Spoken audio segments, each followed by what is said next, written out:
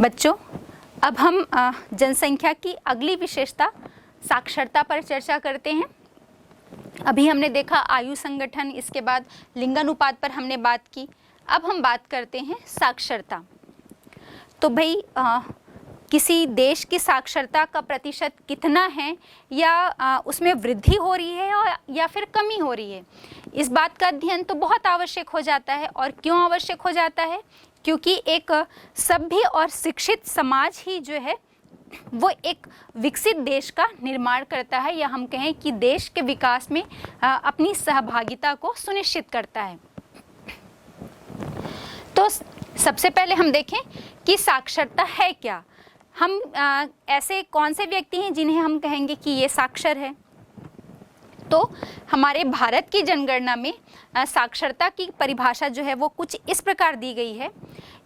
7 वर्ष या उससे अधिक उम्र के जो व्यक्ति हैं, जो किसी भी साधारण भाषा में, किसी भी एक भाषा में एक साधारण समझ के साथ पढ़ लिख और किसी संदेश को समझ सकते हैं, उन्हें हम ऐसे व्यक्तियों को साक्षर कहते हैं। अब साक्षरता का महत्व जैसे हमने बताया कि अगर कोई देश के नागरिक या कोई समाज जो है जितना शिक्षित होगा, वो उतना ही जो नई नई तकनीक है या प्रौद्योगिकी है ये सबको अप्लाई करेगा और वो देश जो है वो उतना ही विकसित होगा।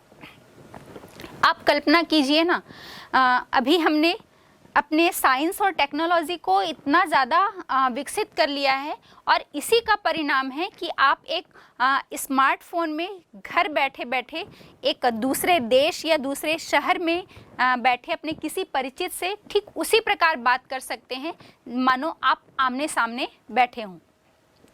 तो ऐसी कोई बीमारी नहीं है जिसका इलाज जो है वो अब संभव नहीं हो पाया है।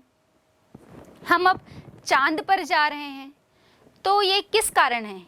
क्या अगर हम अशिक्षित होते या अयोग्य होते तो हम अपनी तकनीक को इतना बढ़ा पाते? बिल्कुल नहीं। हम अपनी तकनीक या प्रौद्योगिकी को जो इतना विकसित कर पा रहे हैं वो सिर्फ और सिर्फ हमारी शिक्षा की वजह से है। तो साक्षरता या किसी देश के व्यक्तियों का साक्षर होना उस देश के लिए कितना महत्वपूर्ण है या उस देश के विकास में उसकी कितनी सहभागिता हो सकती है, इस बात को आप इस चीज़ से बहुत अच्छी तरह से समझ गए होंगे। तो आइए हम देखते हैं कि वर्तमान में जनगणना 2011 के अनुसार भारत की जो साक्षरता का प्रतिशत है वो 74.04% है। और यदि हम जनगणना के आंकड़ों पर एक नज़र डालें तो हम देखेंगे कि स्वतंत्रता के बाद से हुई जो पहली जनगणना थी तब साक्षरता का प्रतिशत जो था वो मात्र 18% था, और जो स्वतंत्रता के बाद सिर्फ 18% था वो वर्तमान जनगणना तक, पिछली जनगणना जो 2011 हुई उसमें 74% पहुंच गया है। तो हम समझ सकते हैं कि हम साक्षरता के हिसाब से भी कितना विकास कर रहे हैं। इसके बाद हम देखते हैं कि 10 वर्षों के ही दौरान, मतलब 2011 से पहले जो जनगणना हुई थी 2001 में, तब 64.84% था हमारी साक्षरता का प्रतिशत, और 2011 में वही 74.04% हो गया। अब ये जो साक्षरता है वो हमारे व्यक्तियों की कुल साक्षरता है, लेकिन अब हम इसमें भी पुरुषों में साक्षरता और महिलाओं में साक्षरता की बात करें तो इसमें भी देखेंगे, जैसे लिंगानुपात की स्थिति हमने देखी थी कि भाई समाज में पुरुषों की जो अपेक्षा है वो महिलाओं की स्थिति जो है चिंतनीय है, बहुत कमज़ोर स्थिति में है। वैसे ही ठीक उसी प्रकार हम देखेंगे कि पुरुष साक्षरता की अपेक्षा महिला साक्षरता भी हमें बहुत कम देखने को मिलती है। जहां पुरुषों में ये 82.14% है हमारे भारत में, वहीं महिलाओं में मात्र 65.46% जो है साक्षरता का प्रतिशत मिलता है। और ये तो होगी देश की बात कि पूरे भारत देश में कुल 74% जितनी साक्षर जनसंख्या है, तो उस 74% जनसंख्या में कितनी महिलाएं हैं तो और कितने पुरुष साक्षर हैं। अब यदि हम भारत के भी अलग अलग राज्यों में बात करें तो इसमें भी हमें स्थानिक भिन्नता देखने को मिलती है।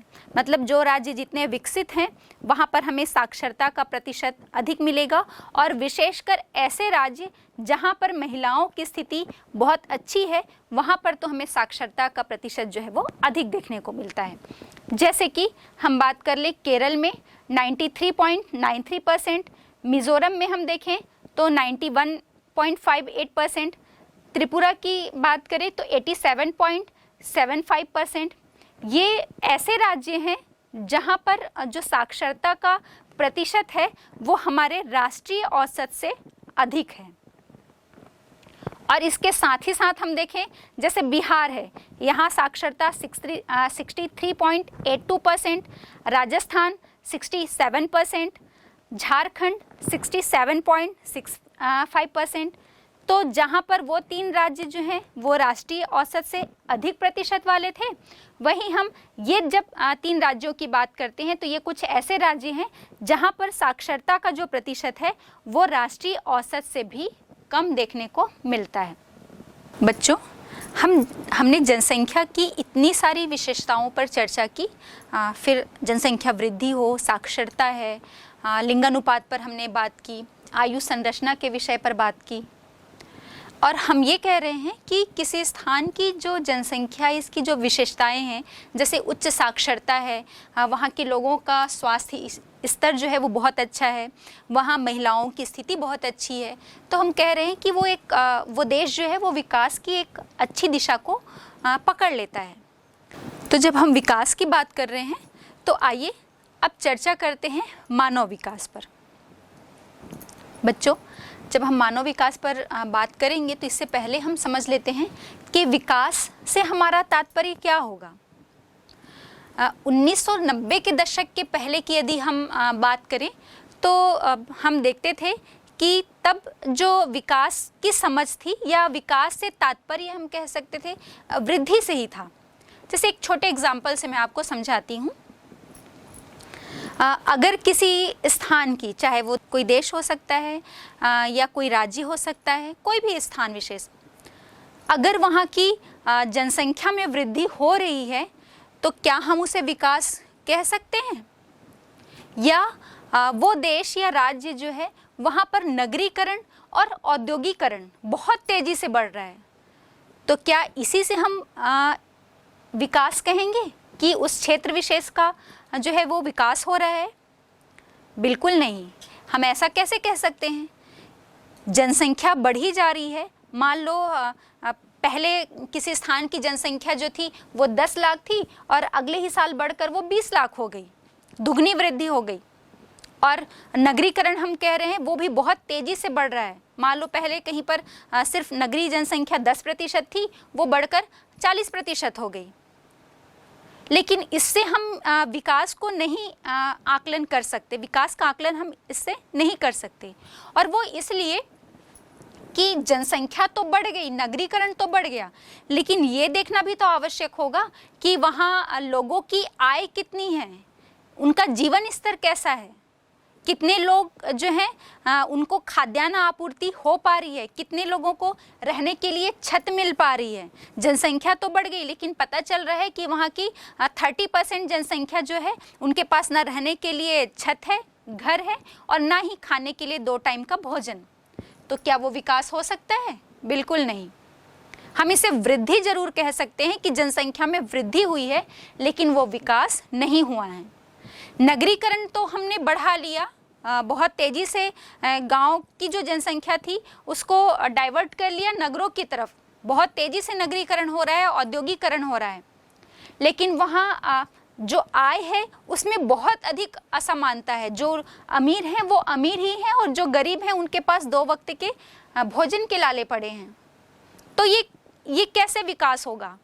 फिर हम यहाँ पर भी कह सकते हैं कि नगरीकरण में वृद्धि तो हो रही है, लेकिन वहाँ विकास नहीं हो रहा है। चूँकि बहुत सारे लोग हैं जिनका आय बहुत कम है, जिनकी आय बहुत कम है, उसके कारण उनका जीवन स्तर भी निम्न होगा, तो वो ना उचित स्वास्थ्य सुविधाएं ले पा रहे हैं और ना ही शिक्षा का लाभ उठा पा रहे हैं, तो फिर वो कैसे विकास होगा? फिर तो हम इसे सिर्फ कहेंगे कि नगरीकरण में वृद्धि हो रही है, जनसंख्या में वृद्धि हो रही है या औद्योगिकरण में वृद्धि हो रही है। तो जब हम 1990 के दशक के पहले की बात करें तो विकास का जो तात्पर्य था वो वृद्धि से ही लगाया जाता था, लेकिन 1990 के दशक के बाद ये महसूस किया जाने लगा कि हम हर वृद्धि को विकास नहीं कह सकते।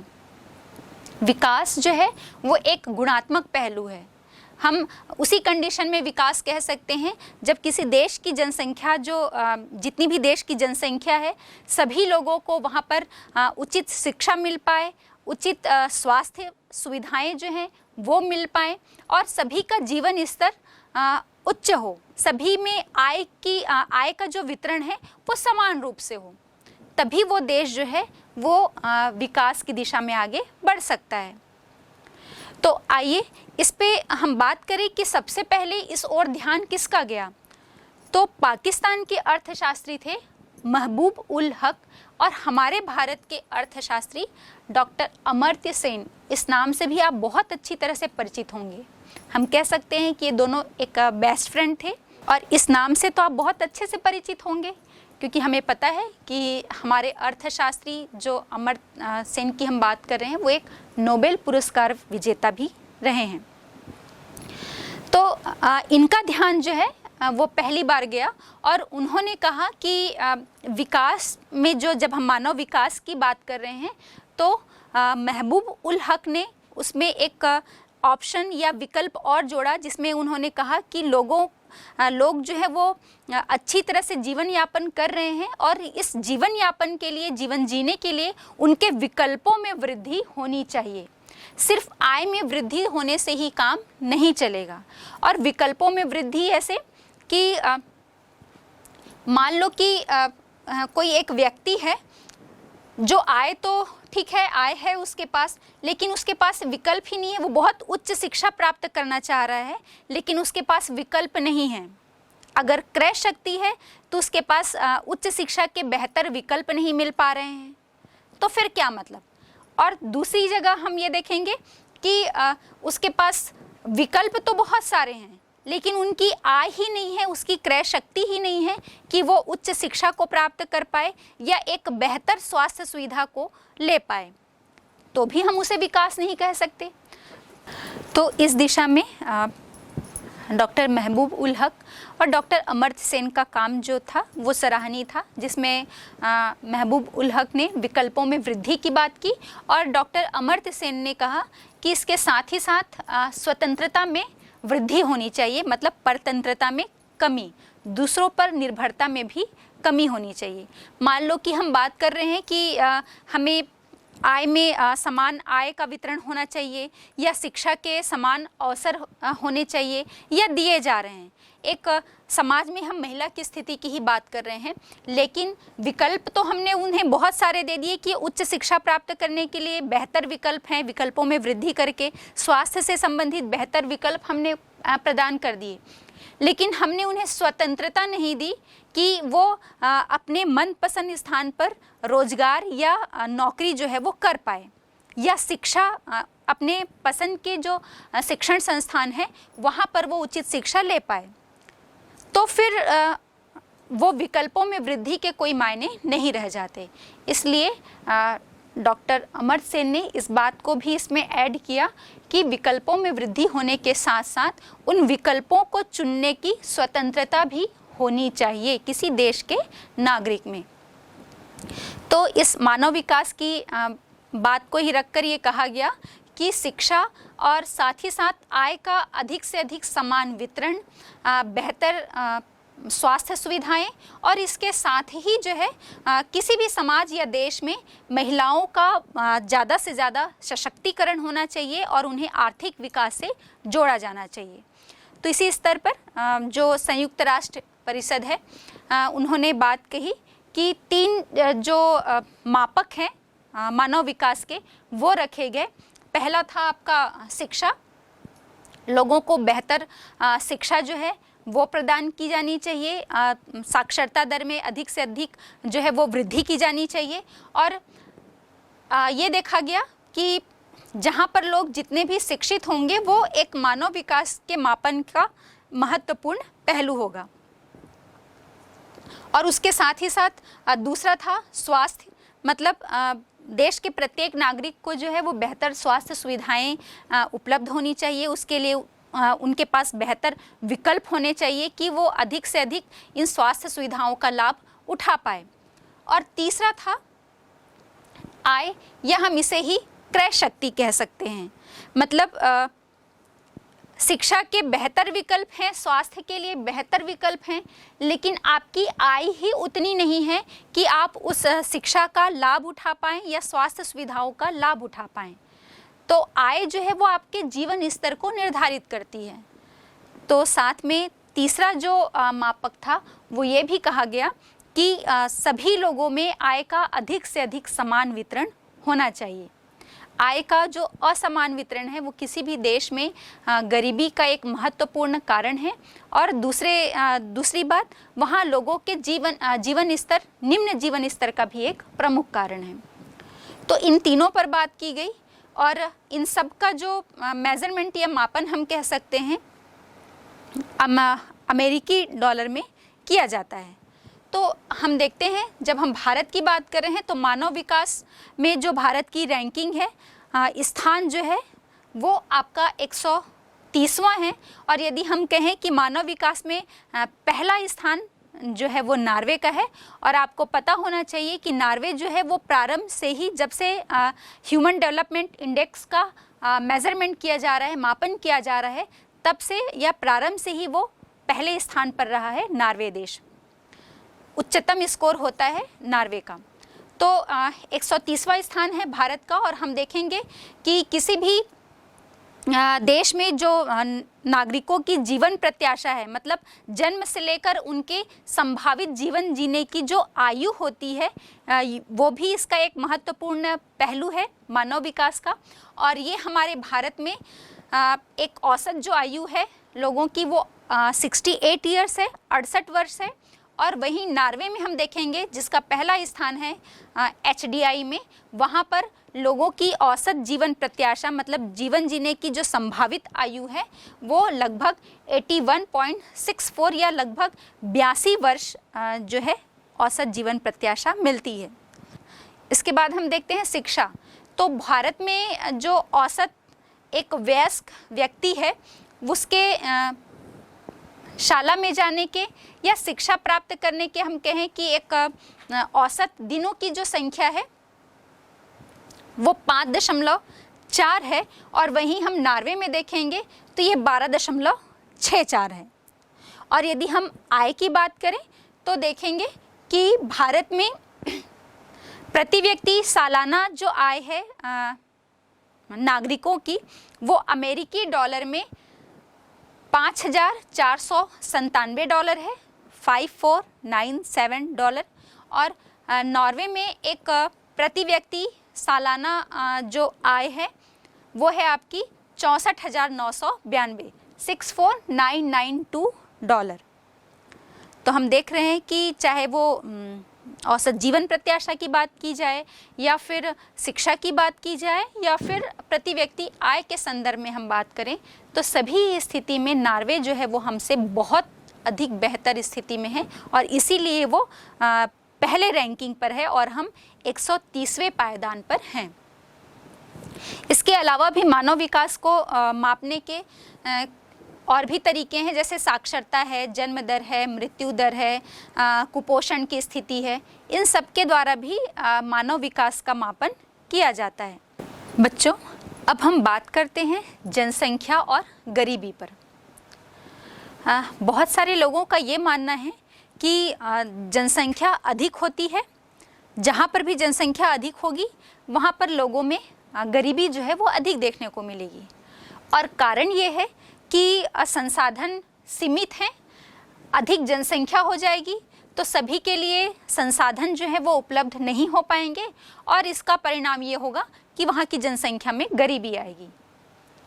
और अगर जनसंख्या कम है, कहीं किसी स्थान पर कम लोग निवास कर रहे हैं और सीमित संसाधन है, तो वो सीमित संसाधन उतने लोगों के लिए पर्याप्त होते हैं और वो आराम से जीवन यापन कर पाएंगे। लेकिन ये बात कहने में जितनी सहज और सरल लग रही है, ये उतनी सहज और सरल और सीधी बात है नहीं। और कारण ये है कि इसके 3 पक्ष या 3 पहलू हैं। तो वो कौन कौन से हैं 3 पहलू? पहली बात तो कोई भी किसी भी स्थान पर जो संसाधन हैं वो सीमित नहीं होते, है ना। संसाधन सीमित नहीं होते, उनका उत्पादन जो है वो सीमित नहीं होता। वो डिपेंड करता है वहाँ पर तकनीक की उपलब्धता पर। वो कैसे? यदि हम प्राचीन समय में चले जाएं तो हम देखते थे कि तब ताप या ऊर्जा का जो प्रमुख सोर्स था वो लकड़ी था, और उस लकड़ी से ही लोग जो हैं वो आग जलाकर ऊर्जा उत्पन्न करते थे, ताप उत्पन्न करते थे और उसे अलग अलग प्रयोग में लेकर आते थे। ठीक है, तब जनसंख्या भी सीमित थी, लेकिन जैसे जैसे हम विकास की तरफ आगे बढ़ते गए तो हमारे पास ऊर्जा के या ताप के और भी बहुत सारे विकल्प जो हैं वो आ गए। जैसे हमने खोज कर ली कोयले की, पेट्रोलियम की, प्राकृतिक गैस की, और अब क्या देख रहे हैं हम कि हमारे पास ऊर्जा या ताप के बहुत सारे संसाधन जो हैं वो हमारे सामने उपस्थित हैं। लेकिन इन संसाधनों को हमने कैसे ढूंढा? इन संसाधनों का जो प्रयोग करना सीखा हमने अपनी तकनीक का विकास करके, तकनीकी के प्रयोग के द्वारा। तो पहली बात यही, या इसका पहला जो महत्वपूर्ण पहलू ये है कि संसाधन जो हैं वो सीमित नहीं है, वो डिपेंड कर रहे हैं कि किस स्थान पर कितनी तकनीक जो है वो उपस्थित है, और जितनी तकनीक का आप प्रयोग करते हैं उतनी ही अधिक मात्रा में आप संसाधनों का प्रयोग कर सकते हैं। दूसरा इसका महत्वपूर्ण पहलू जो है वो तकनीक का जो प्रयोग है वो निर्भर करता है वहाँ पर काम करने वाले लोगों की जनसंख्या पर। मतलब जहाँ पर जनसंख्या कम है तो वहाँ पर काम करने वाले लोग भी सीमित हो जाएंगे, चाहे वो कारखाने में हो या खेत में हो या विभिन्न कार्यालयों में। कार्य करने के लिए व्यक्तियों की तो आवश्यकता होगी ही, और जब ये व्यक्ति कार्यरत होंगे तभी वो एक तकनीक को ढूंढ पाएंगे। और जहाँ पर हम देखेंगे कि जितने भी और भी विकसित देश या विकासशील देशों की बात करेंगे जहाँ पर की जनसंख्या कम है, जैसे कि एक उदाहरण लेते हैं हम रूस का। रूस एक ऐसा देश है, एक विकसित देश है ये भी, और यहाँ पर जनसंख्या जो है वो बहुत कम है, जनसंख्या वृद्धि की दर बहुत कम हो गई है। और अब यहाँ पर हम देखेंगे कि जो युवा वर्ग है वो बहुत कम संख्या में है और वृद्ध आयु वर्ग की संख्या अधिक हो गई है। तो यहाँ पर जो है वो कार्य करने के लिए अलग अलग स्थानों में कार्य करने के लिए व्यक्तियों की कमी होने लगी है। तो इस कारण से यहाँ पर जनसंख्या के स्थिरीकरण के लिए शासन के द्वारा अलग अलग योजनाएं जो है वो बनाई जा रही हैं। तो जनसंख्या वृद्धि से नुकसान नहीं है, या हम कहें कि जनसंख्या के अधिक होने से नुकसान नहीं है। इम्पॉर्टेंट ये बात है कि किसी स्थान में रहने वाली जो जनसंख्या है वो कितनी स्वस्थ है और कुशल है। एक कुशल और स्वस्थ जनसंख्या ही नई नई तकनीकों को ढूंढ पाएगी या उसका आविष्कार कर पाएगी। तो जनसंख्या के अधिक होने के साथ साथ दूसरी बात महत्वपूर्ण ये भी है कि वो स्वस्थ जनसंख्या हो और एक स्किल्ड या कुशल जनसंख्या जो है किसी देश में उपलब्ध होनी चाहिए। और तीसरा इसका महत्वपूर्ण पहलू ये है कि जनसंख्या और गरीबी को जब हम कोरिलेट कर रहे हैं तो जनसंख्या के अधिक होने के कारण गरीबी नहीं होती है, या संसाधनों की सीमित उपलब्धता के कारण जो है वो गरीबी नहीं है। गरीबी किसी भी देश में आय के असमान वितरण के कारण होती है। यदि जितनी भी आय किसी देश की है, यदि उसका सभी व्यक्तियों में प्रति व्यक्ति आय उसकी यदि समान रहे, या उस आय का सभी नागरिकों में, सभी जनसंख्या में जो है वो समान रूप से उसका वितरण किया जाए, तो गरीबी नहीं होगी। समस्या यहीं पर होती है कि जो आय होती है वो सब में असमान रूप से वितरित होती है, और जो अमीर लोग होते हैं वो और ज़्यादा अमीर होते जाते हैं, और जो गरीब हैं वो और ज़्यादा गरीब होते जाते हैं। और इसीलिए हम देखेंगे कि जितने भी कई ऐसे विकसित देश भी हैं जहाँ पर गरीब जनसंख्या निवास करती है। ऐसा नहीं है कि वहाँ पर लोग गरीब नहीं हैं, और वो कारण इसके पीछे यही है कि देश बहुत विकसित है, उसकी आय बहुत अधिक है। वहाँ हम ये भी देखेंगे कि वहाँ भी लोगों की प्रति व्यक्ति इनकम जो है, पर कैपिटा इनकम या प्रति व्यक्ति आय बहुत अधिक है, लेकिन उसका वितरण जो है वो असमान है। वहाँ भी बहुत से ऐसे लोग होते हैं जो गरीब हैं, गरीब जनसंख्या वहाँ भी निवास करती है। तो इसके यदि हम जनसंख्या और गरीबी को कोरिलेट करते हैं तो इसके ये 3 महत्वपूर्ण पहलू हैं।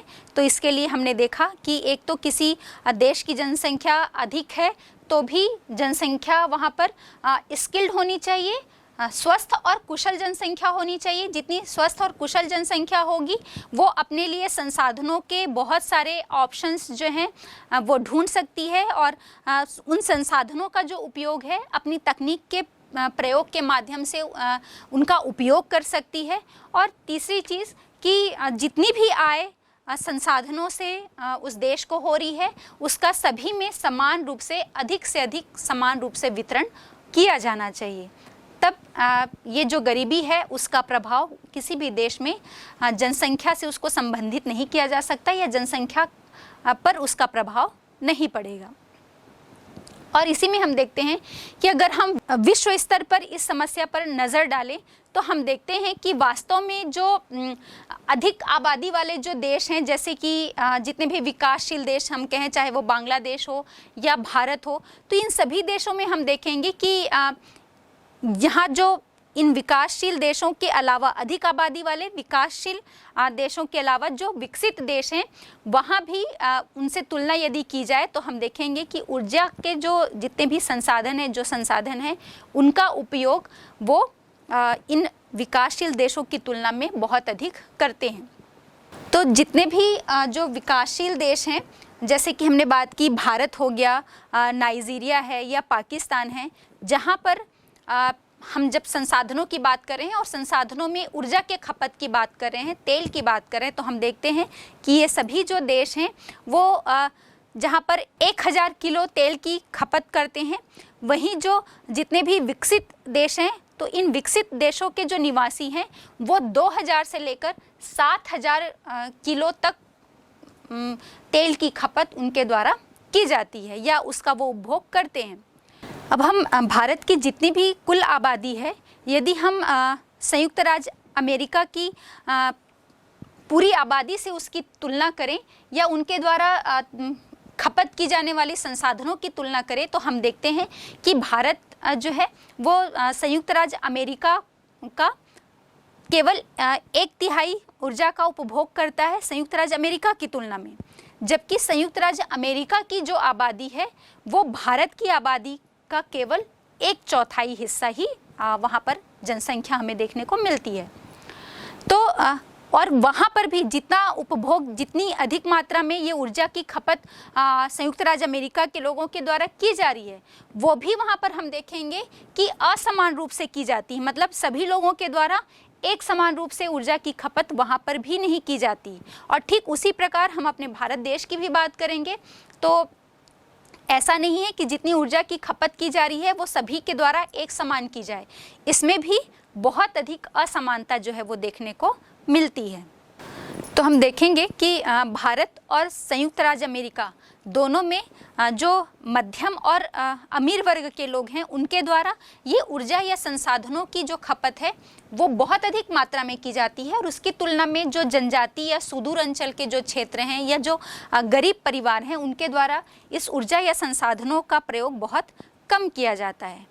और इसीलिए तो गांधी जी ने कहा था कि यहाँ पर जितने भी लोग हैं, इस धरती पर जितने भी लोग हैं उनके उपयोग के लिए पर्याप्त संसाधन उपलब्ध है, लेकिन किसी के लालच को पूरा करने के लिए संसाधन हमारे पास बिल्कुल भी उपलब्ध नहीं है। और अब इन सभी बातों को देखते हुए एक बात तो स्पष्ट हो जाती है कि गरीबी और किसी स्थान की जनसंख्या वृद्धि में कोई ना कोई एक संबंध तो है ही। और इसी में हम बात करते हैं में बुखारेस्ट में एक सम्मेलन जो हुआ था उसमें ये बात जो है वो रखी गई थी कि विकास ही जो है वो असली गर्भ निरोधक है। मतलब कि कोई क्षेत्र या देश जो है वो जितना अधिक विकास करता है, विकास कर रहा है, मतलब कि हम देखेंगे वहाँ पर शिक्षा और स्वास्थ्य से संबंधित शिक्षा और स्वास्थ्य का स्तर जो है वो बहुत उच्च होगा। और वहाँ पर जो उस कंडीशन में जो लोग रहते हैं या उस स्तर के जो लोग होते हैं वो ये चाहते हैं कि वो अपनी संतान को कम संतान रखें और सभी संतानों को एक बेहतर जीवन जो है, बेहतर जीवन स्तर दे पाएँ, अच्छी शिक्षा दे पाएँ, अच्छी स्वास्थ्य सुविधाएं दे पाएँ, एक अच्छा रोजगार उन्हें मिल पाए, जिसके कारण, और इसी सोच के कारण हम देखेंगे कि जितने भी विकसित देश हैं वहाँ पर जनसंख्या हमें कम मिलती है, क्योंकि विकास ही उसमें गर्भ निरोधक का काम कर रहा है। लेकिन हम दूसरी जगह देखेंगे जितने भी विकासशील देश हैं या जो गरीब देश हैं, वहाँ पर जो लोग गरीब होते हैं, चूँकि उनकी आय का स्तर बहुत निम्न होता है और निम्न आय स्तर के कारण वो अच्छी शिक्षा या स्वास्थ्य सुविधाएं नहीं ले पाते। तो हम अपने आसपास ही समाज में देखेंगे तो देखते हैं कि जो गरीब तबके के लोग रहते हैं या जो लेबर क्लास के लोग रहते हैं, चूँकि उनके पास आय के साधन बहुत कम होते हैं, वो एक अच्छा जीवन स्तर नहीं ले पाते, जिसके कारण ना वो शिक्षा प्राप्त करते हैं, ना ही वो स्वास्थ्य से संबंधित बेहतर सुविधाएं ले पाते हैं। और आय के सीमित साधनों के कारण वो अपने परिवार के आकार को बढ़ाते हैं। उन्हें लगता है कि जितने बच्चे पैदा होंगे या हमारे जितने बच्चे होंगे या परिवार का आकार जितना बड़ा होगा, उनको लगता है उतने ही हैंड्स जो हैं वो उनके इनकम का सोर्स होंगे। मतलब हम सामान्य इसमें ही देखते हैं कि लगभग 17 साल 18 साल के बच्चे भी हो जाते हैं तो वो माता पिता के साथ खेतों में मजदूरी करने के लिए निकल जाते हैं या कोई भी घरेलू कार्य करने के लिए। तो यही कारण है कि उन्हें लगता है कि जितने हैंड्स होंगे वो उनके इनकम का उतना ही अधिक सोर्स लेकर आएंगे, और जिसके कारण वो अपने परिवार के आकार को बढ़ाते हैं। लेकिन अशिक्षा के कारण या कम शैक्षणिक स्तर के कारण वो इस बात को नहीं सोच पाते कि परिवार का आकार बड़ा होगा तो उसके लिए उन्हें खाद्यान्न से संबंधित, शिक्षा से संबंधित और स्वास्थ्य से संबंधित सुविधाएं भी तो उन्हें उपलब्ध करानी होंगी, और जो कि उन्हें वो बहुत अच्छी स्थिति में नहीं दे पाएंगे। तो कम शैक्षणिक स्तर के कारण वो इस बात तक उनकी सोच नहीं जा पाती है और वो सिर्फ परिवार के आकार को बड़ा करते हैं। तो इन सब से निष्कर्ष ये निकलता है कि हम जिसकी भी बात करें, मतलब जनसंख्या के अधिक होने से किसी भी देश में यदि हम बात करें जनसंख्या वृद्धि की, और अगर हम उसे गरीबी से संबंधित कर रहे हैं या वहाँ पर लोगों के जीवन स्तर की बात कर रहे हैं, तो ये बात हमें बहुत अच्छी तरह से पता होनी चाहिए कि किसी भी देश में जो वहाँ पर मिलने वाले संसाधन हैं और वहाँ पर जितनी भी आय होती है, उन सभी का जो है उस देश की जितनी जनसंख्या है उसमें सभी को एक समान रूप से लगभग अधिक से अधिक समान वितरण जो है वहाँ पर किया जाना चाहिए, जिससे सभी लोग शिक्षित हो पाएँ, अच्छी शिक्षा और स्वास्थ्य संबंधित सुविधाएं वो ले पाएँ और सभी का जीवन स्तर जो है वो अच्छा रहे। तो ये सारी जो समस्याएं हैं वो खुद ब खुद जो है वो समाप्त हो जाएंगी या इसे हमें फेस नहीं करना पड़ेगा। लेकिन इसके लिए हमें इसे आवश्यक रूप से ध्यान में रखना होगा कि सभी देश में आय का अधिक से अधिक समान वितरण किया जाए। अब राष्ट्रीय जनसंख्या नीति। बच्चों, पहले भी हमने चर्चा की है कि बढ़ती जनसंख्या जो है वो ठीक है, गरीबी के लिए एक महत्वपूर्ण कारक है, लेकिन हम कहते हैं कि विकास, हमने चर्चा भी की थी कि विकास ही जो है वो असली गर्भ निरोधक है। मतलब कि जब हम चर्चा कर रहे हैं तो मायने ये नहीं रखता कि हमें जनसंख्या को, ठीक है, हमें जनसंख्या में स्थिरता लाकर, हम जनसंख्या को स्थिर करके हम एक उचित माहौल जो है वो तैयार कर सकते हैं, जिसमें हम उस जनसंख्या को सामाजिक और सांस्कृतिक और साथ ही साथ आर्थिक उनकी जो आवश्यकताएं हैं उन सबको पूरा कर सकते हैं। तो इम्पॉर्टेंट ये नहीं होता कि जनसंख्या कितनी है या कितनी मात्रा में निवास कर रही है, जो संसाधनों का कितना उपभोग कर पाएगी या उपयोग कर पाएगी।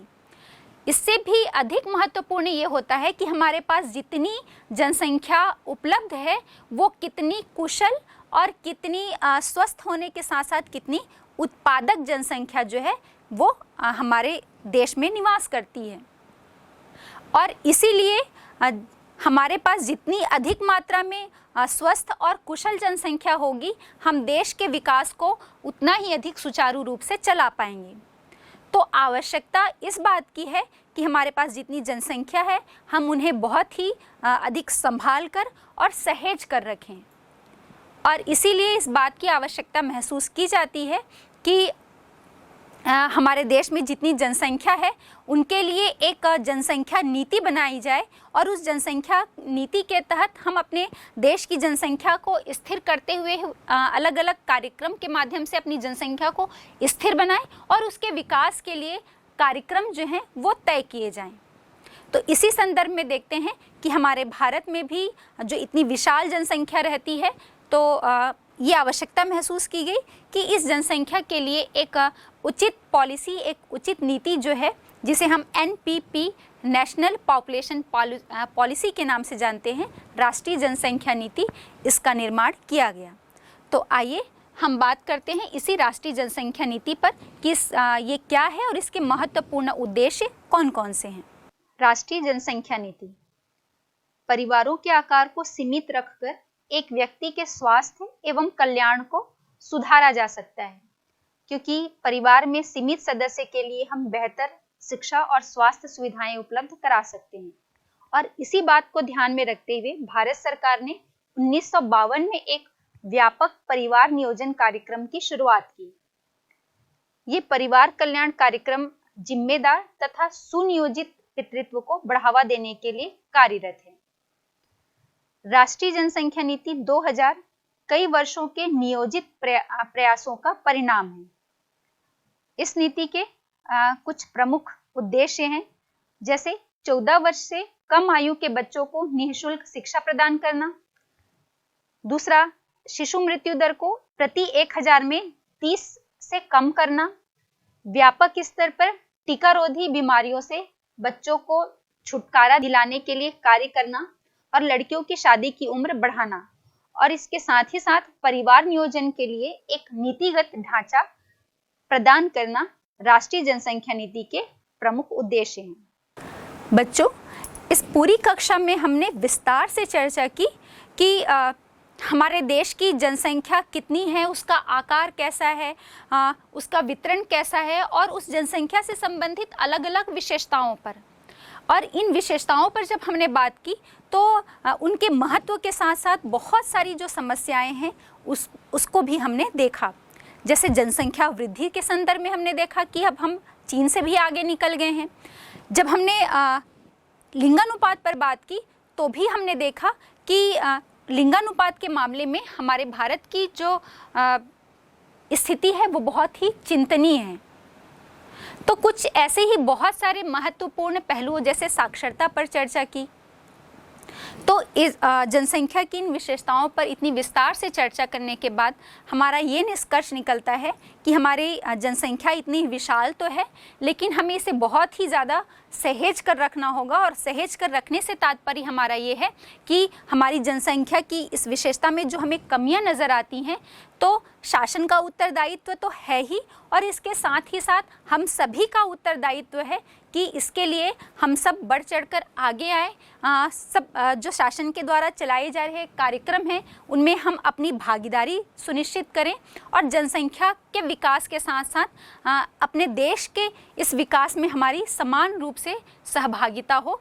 तभी इतने सारे जो कार्यक्रम चलाए जा रहे हैं जनसंख्या के विकास के लिए या देश के विकास के लिए, ये सभी तभी जो है वो सही दिशा में और सही मात्रा में सफल हो पाएंगे। ये जो आज हमने अध्याय पढ़ा, चैप्टर जो हमने पढ़ा है, तो बच्चों आपको परीक्षा के दृष्टिकोण से तैयार करना होगा। इसमें बहुत से छोटे प्रश्न बनते हैं और बड़े प्रश्न बनते हैं। तो जब हम छोटे प्रश्नों की बात करते हैं, जैसे ऑब्जेक्टिव टाइप क्वेश्चन में आपसे पूछा जा सकता है कि पहली संपूर्ण जनगणना कब हुई, या जनगणना की परिभाषा दीजिए, या फिर आपसे पूछा जा सकता है भारत का लिंगानुपात कितना है, या भारत की साक्षरता का प्रतिशत कितना है, भारत में सर्वाधिक और सबसे कम लिंगानुपात और सर्वाधिक या सबसे कम साक्षरता का प्रतिशत कहाँ पर मिलता है ना। विश्व की कुल जनसंख्या का कितना प्रतिशत भारत में निवास करता है, या फिर आपसे छत्तीसगढ़ की कुल जनसंख्या के बारे में पूछा जा सकता है। तो ये तो इतने सारे प्रश्न जो हैं वो आपके ऑब्जेक्टिव टाइप में बनते हैं। साथ ही साथ जैसे जनसंख्या वृद्धि की हमने बात की, तो वृद्धि दर का प्रतिशत आपसे पूछा जा सकता है, या फिर लाख में या करोड़ संख्या के रूप में आपसे ये प्रश्न ऑब्जेक्टिव टाइप में पूछा जा सकता है। इसी को जब आपको छोटे प्रश्नों के रूप में तैयार करना होगा, तो छोटे प्रश्न में जैसे जनगणना की परिभाषा दीजिए, या फिर कहा जा सकता है जनसंख्या के वितरण को प्रभावित करने वाले कुछ 1 या 2 पॉइंट आपको दे देंगे, जिन्हें आपको विस्तार से वर्णन करना होगा। फिर ऐसे पूछा जा सकता है कि जनसंख्या वृद्धि क्या है और जनसंख्या वृद्धि को प्रभावित करने वाले कौन कौन से कारक हैं। अब जब हम बड़े प्रश्नों की बात करें, तो बड़े प्रश्नों के रूप में आपसे पूछा जा सकता है कि जनगणना की परिभाषा देते हुए जनसंख्या वितरण क्या है और भारत में जनसंख्या वितरण को समझाइए। या फिर आपसे पूछा जा सकता है कि जनसंख्या वितरण और घनत्व को कौन कौन से कारक जो हैं वो प्रभावित करते हैं। भारत में जनसंख्या घनत्व के विभिन्न क्षेत्रों के बारे में पूछा जा सकता है, या लिंगानुपात में भी हमें असमानता देखने को मिलती है, तो लिंगानुपात के विभिन्न क्षेत्र, उच्च लिंगानुपात, मध्यम लिंगानुपात या निम्न लिंगानुपात के क्षेत्र आपसे पूछे जा सकते हैं। या जनसंख्या वृद्धि या परिवर्तन लाने वाले जो तत्व हैं, जिसमें हमने पढ़ा था जन्म दर, मृत्यु दर और प्रवास, तो इन सभी के बारे में आपको बताना होगा कि जन्म दर क्या है, मृत्यु दर क्या है, प्रवास क्या है। हाँ, जब हम प्रवास की बात कर रहे हैं तो प्रवास से भी इस टॉपिक से भी आपके प्रश्न बनते हैं, छोटे प्रश्न, जैसे प्रवास क्या है और कितने प्रकार के होते हैं। या फिर आपसे सिर्फ पूछा जा सकता है कि आंतरिक प्रवास क्या है या अंतर्राष्ट्रीय प्रवास क्या है। फिर यदि आपको इसको बड़े प्रश्न के रूप में पूछा तो प्रवास क्या है और प्रवास को विस्तार से समझाइए और इसके प्रकारों का वर्णन कीजिए करके अगर आपसे पूछा जाता है, तो आपको पहले प्रवास की परिभाषा देनी होगी, प्रवास क्या है, फिर इसके दोनों प्रकारों को, और इन दोनों प्रकारों को फिर विस्तार से आपको उदाहरण देते हुए समझाना होगा कि आंतरिक प्रवास, उसके उदाहरण देने होंगे, और फिर मतलब देश के अंदर होने वाला आंतरिक प्रवास, और जब अंतर्राष्ट्रीय प्रवास तो देश के बाहर दूसरे देश में जो व्यक्तियों का आना जाना होता है, उस प्रवास को आपको उदाहरण देते हुए समझाना होगा। हाँ, अब जब हम जनसंख्या वृद्धि के बारे में आपसे पूछा जाएगा कि जनसंख्या वृद्धि क्या है, स्वतंत्रता के बाद से लेकर अब तक जनसंख्या वृद्धि की प्रतिशत को समझाइए या जनसंख्या वृद्धि में होने वाले परिवर्तन को समझाइए, तो आपको एक तालिका के माध्यम से और ग्राफ के माध्यम से आपको उस उत्तर को समझाना होगा, और साथ ही साथ उस दौरान, उस समय अवधि के दौरान जो जनसंख्या वृद्धि में परिवर्तन हुए हैं, मतलब कब कम हुई है, कब स्थिर रही है और कब उसमें गिरावट की स्थिति देखने को मिली, तो इसके कारणों को भी आपको समझाना होगा। और जब जनसंख्या वितरण और घनत्व की बात की जाएगी, तो आपको मानचित्र के साथ, भारत के मानचित्र में उच्च घनत्व, मध्यम घनत्व और निम्न घनत्व वाले राज्यों को अलग संकेतों के माध्यम से समझाना होगा, और साथ ही साथ वितरण को भी आपको बिना मानचित्र के ये उत्तर, जनसंख्या वितरण का उत्तर आपको नहीं देना है। तो इन सभी बातों को ध्यान में रखते हुए आपको परीक्षा के दृष्टिकोण से भी इस चैप्टर को तैयार करना होगा।